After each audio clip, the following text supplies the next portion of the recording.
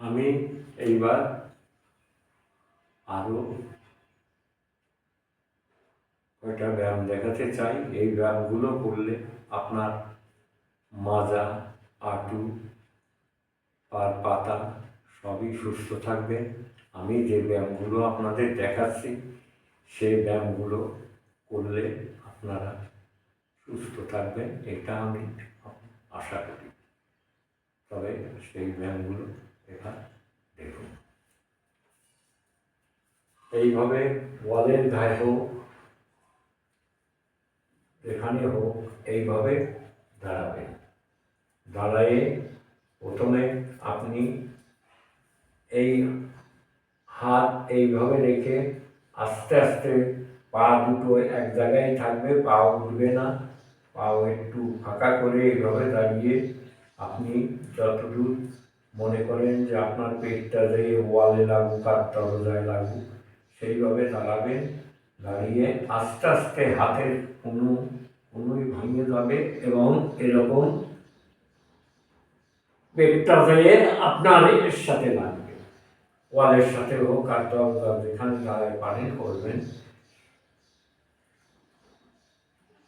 এইভাবে 5 বার করলে কিন্তু পিছন পাও দুটো উঠবে না, একইভাবে থাকবে। এইভাবে যদি 5 বার করতে পারেন তাহলে আপনার এই কোমরে আর কোনোদিনই ব্যথা হবে না। আমি যেসব ব্যায়াম দেখাচ্ছি সবই শরীরে, কোমরে, এসে সব জায়গায় ব্যায়াম। এখন আবার আরেকটা দেখাচ্ছি। সেই ব্যায়ামটা হচ্ছে আপনি এইভাবে পাটা রাখবেন, রেখে সামনের পাও এইভাবে রাখবেন, পিছনের পাও ঠিক সামনের পার গোড়ালি সোজা রাখবেন। রাখার পরে আপনি এইভাবে দাঁড়াবেন ওয়ালে হাত দিয়ে। আস্তে আস্তে আপনাকে পিছনের পা উঠবে না, সামনের পার হাঁটুটা ভেঙে দিয়ে ওয়ালের গায়ে এরকম লেগে যাবে। লাগার পরে এইভাবে একটু টান দিবেন, হাঁটুটা টান দিবেন, এইভাবে দিবেন, এইভাবে টান দিবেন। দিলে আপনার হাঁটুর ভিতরে যে আমরা মালা বলি ওটা খেলবে এবং ওতে আর কোনোদিন ব্যথা হবে না। আপনারা জানবেন যে হাঁটুর ভিতরে যে লালাটা থাকে, এই লালাটা যদি আপনি আস্তে আস্তে শুকিয়ে আসে তাহলে ওই হাঁটুটা তখনই ব্যথা শুরু হয়। হাঁটুটা আপনি ভাঁজ করতে পারবেন না, কড়কড় করবে, আপনি তখন আর ব্যথায় চিৎকার করবেন। তাই এইভাবে যদি প্রতিদিন করতে পারেন তাহলে আপনার হাঁটুর চলাচল ঠিক থাকবে। কে? আমি।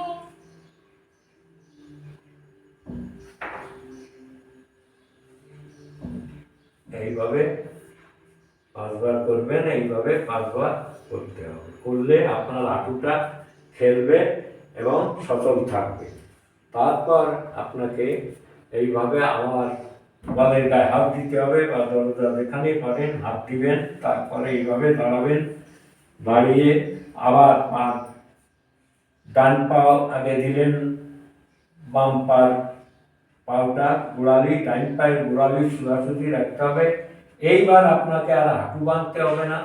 এইবার আপনি এইভাবে পার পাতাটা মাটিতে থাকবে এবং গোড়ালিটা উঁচু হবে, পার সামনের পাও সোজা থাকবে।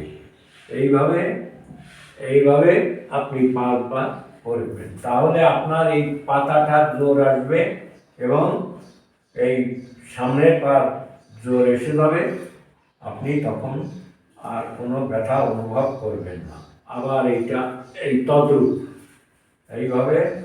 এইভাবে গোড়ালি উঁচু হবে, পাতা নিচে থাকবে। এইভাবে করবেন, তাহলে আপনারা সুস্থ থাকতে পারবেন। তারপর আপনাকে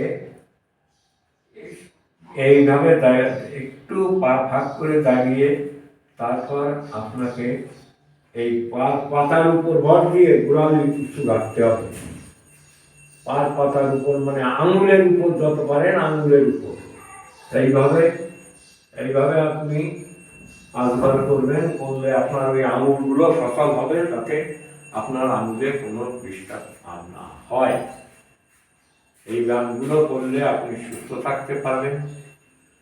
যদি আপনাদের মনে হয় আপনারা করে দেখেন, কিছুদিন দেখার পর তারপরে বুঝবেন যে আপনাদের শরীরের অবস্থা। মানব দেহটা হচ্ছে একটা গাড়ির মতো। গাড়িতে যেরকম কলকবজা আছে, তাতে তেল মোবিল দিতে হয়, আমাদেরও তেল মোবিল দিতে হয়। কিন্তু এই তেল মোবিল আমরা দিই না। এটা এই যে ধরেন বেয়ারিং আছে গাড়ি, বেয়ারিংয়ের ভিতরে কি দিতে হয়? গিরিজ দিতে হয়। গিরিজ দিলে গাড়িটা ভালো করে চলে। কিন্তু আমাদের যে গিরিশ আছে বা যে এই আছে কবজা আছে, এগুলো ঈশ্বরের সৃষ্টি প্রদত্ত, তিনি দিয়েই আমাদের পৃথিবীতে পাঠিয়েছেন। কিন্তু আমাদের এইগুলোকে সচল রাখতে হলে কি করতে হবে? আমাদের প্রোটিন জাতীয় খাদ্য খেতে হবে।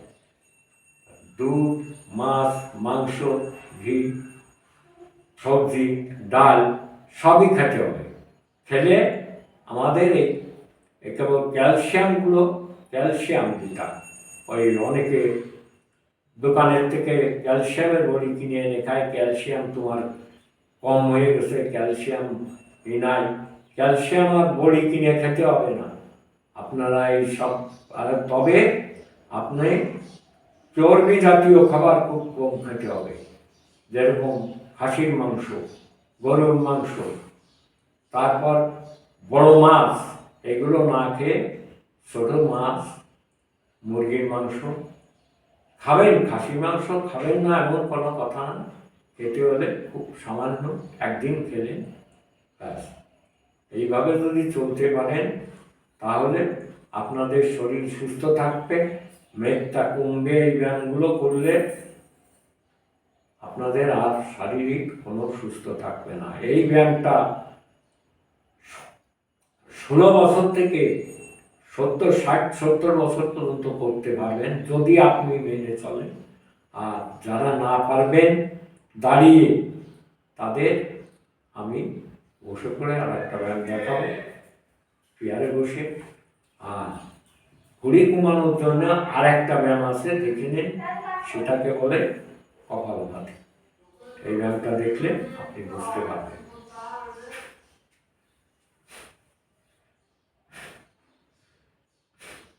শ্বাস ছাড়লে পেটটা উঁচু হবে, শ্বাস নিলে পেটটা নিচু হবে।